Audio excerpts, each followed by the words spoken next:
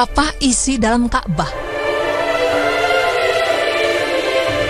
Tak sembarang orang yang bisa memasuki Ka'bah berisi berhala zaman dulu.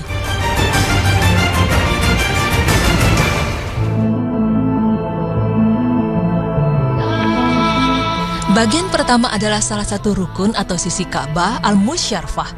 Tampak di bagian atas terdapat bagian kain kiswah yang dipergunakan khusus untuk melapisi bagian tersebut. Bagian kedua, terdapat lemari di dalam Ka'bah. Posisi lemari ini tepat berada di depan pintu Ka'bah jika dilihat dari bagian dalam. Di atasnya biasa diletakkan alat pewangi dari asap kayu gaharu yang khusus untuk mengharumi ruangan Ka'bah.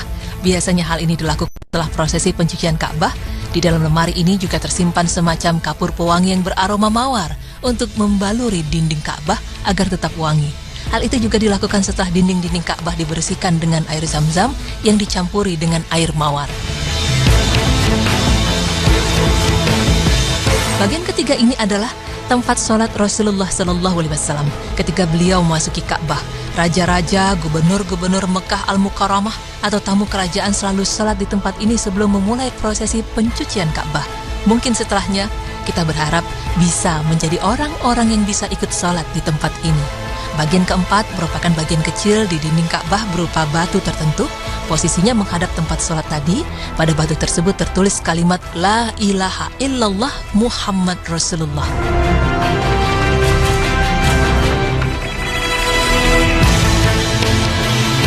Dinding Ka'bah bagian dalam dibalut dengan batu pualam warna-warni dan dihiasi dengan ukiran bergaya Arab. Terdapat 7 papan yang menempel di dinding ini yang bertuliskan nama-nama orang yang pernah merenovasi atau menambahkan sesuatu di dalam Ka'bah atau Masjidil Haram.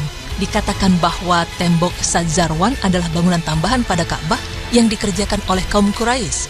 Menurut mazhab Syafi'i dan Maliki, tembok Sadzarwan termasuk bagian Ka'bah sehingga jamaah haji yang bertawaf harus berada di luarnya. Pendapat sebaliknya dikatakan oleh mazhab Hanafi. Menurut mereka, tembok Sadzarwan bukan merupakan bagian Ka'bah. Adapun mazhab Hambali memilih berada di antara dua pendapat di atas. Menurut mereka, menjauhi tembok itu sangat dianjurkan, tetapi seandainya jamaah melakukan tawaf di dalamnya, maka tawafnya tetap sah dan tidak sampai rusak. Namun yang jelas, belum diketahui secara pasti kapan pertama kali tembok Sadzarwan dibangun. Setiap kali Masjidil Haram dipugar, tempat-tempat di sekitarnya juga dipugar. Tembok Sadzarwan mengalami pemugaran pada tahun 542 Hijriah, 636 Hijriah, 660 dan 1010 Hijriah.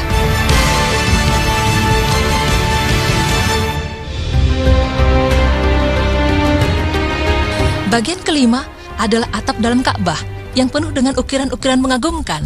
Selain itu, atap tersebut juga dihiasi dengan lampu-lampu indah yang terbuat dari emas murni dan dari perhiasan-perhiasan indah lainnya. Sedangkan lantai Ka'bah dibuat dari batu pualam putih. Bagian keenam, ada sebuah pintu yang terdapat di dalam Ka'bah. Pintu ini bukanlah pintu utama Ka'bah. Pintu ini dinamakan pintu Taubat. Di dalam pintu tersebut terdapat tangga menuju ke atap Ka'bah.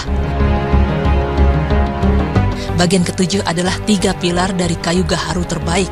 Panjang satu pilar sekitar 1/4 meter atau setengah meter berwarna campuran antara merah dan kuning.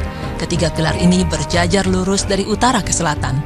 Pada awal abad ini, tahun 2000-an, bagian bawah ketiga pilar retak yang kemudian diperbaiki dengan diberi kayu melingkar di sekelilingnya. Ketiga pilar ini dibuat atas inisiatif Abdullah bin Al-Zubair 3 abad yang lalu.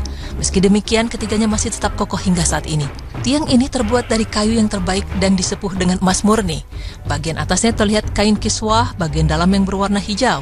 Tampak juga ada lampu-lampu kecil, tempat pengasapan kayu gaharu, dan wadah-wadah.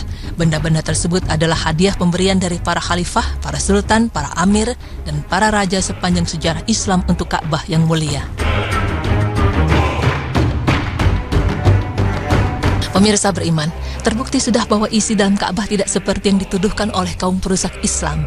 Adapun Ka'bah hanya sebagai simbol atau tanda agar kita sholat menghadap kepadanya, sehingga ketika beribadah kita serempak hanya menuju ke satu arah saja.